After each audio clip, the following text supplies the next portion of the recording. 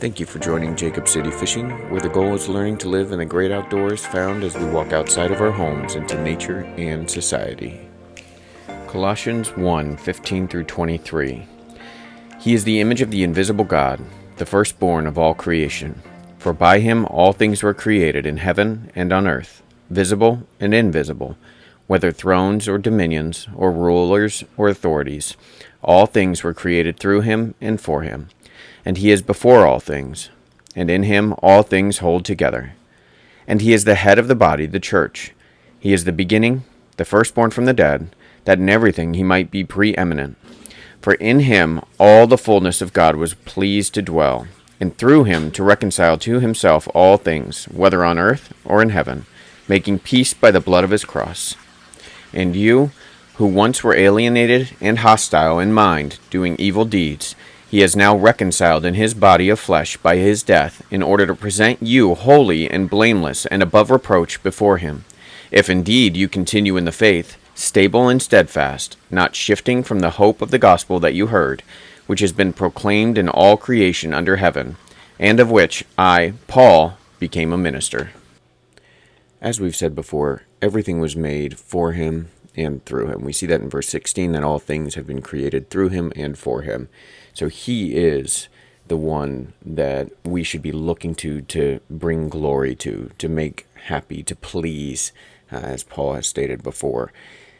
However, not only that, he is before all things. And as we said before, that means he is the chief, the authority figure that we should be submitting to and looking to enslave ourselves to as bond slaves. But adding on top of that, since we've discussed that before, in him all things hold together. Now, that's all things. So we can look at that as physical things, structural things in our society, moral things. So for the physical things, he holds every atom together. If he wants to break it all apart, he will. If he wants to put somebody to death, he can. If he wants to bring them to life, he can. He knows how everything works, and he can do all things with the physical realm of this world, as well as the heavenly realm. He has the power to do what he wants in every aspect. And so physically, when we think about creation, or when we think about the raising of Lazarus or healing people, he has the ability and power to hold all of the things together physically. With that come all the structures in the world. Now, we think of authoritative structures as something that man has put together, but in a lot of regards, God lets people choose their leaders. Look at Saul, as the people wanted their own king, and so Saul was chosen. They wanted a king in the first place, and they were okay with being dominated over a king and abused by any kingly rule. In the context of the conversation between Israel and God. And so they get a king established for them, and he ends up being very sinful. And we see many sins of kings after that. When Israel broke into Judah and Israel, we see this dominance, and we see this leading astray of the people away from God.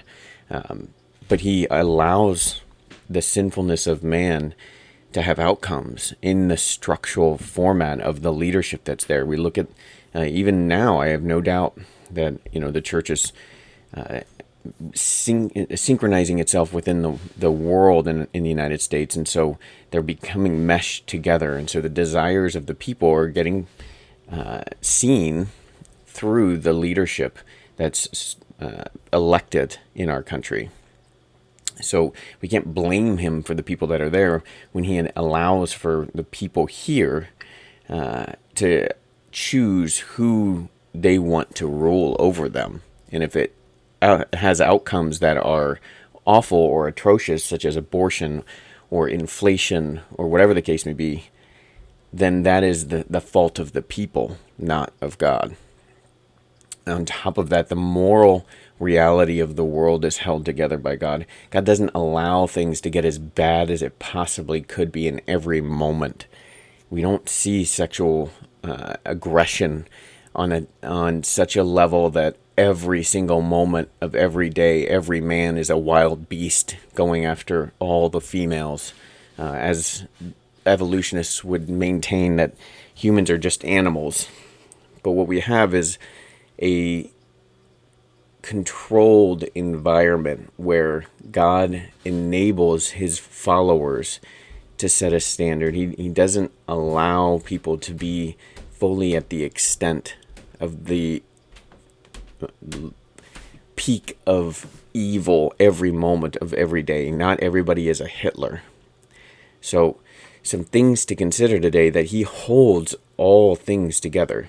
The physical, the authoritative structure, I should say, and the moral realm are all held together by God.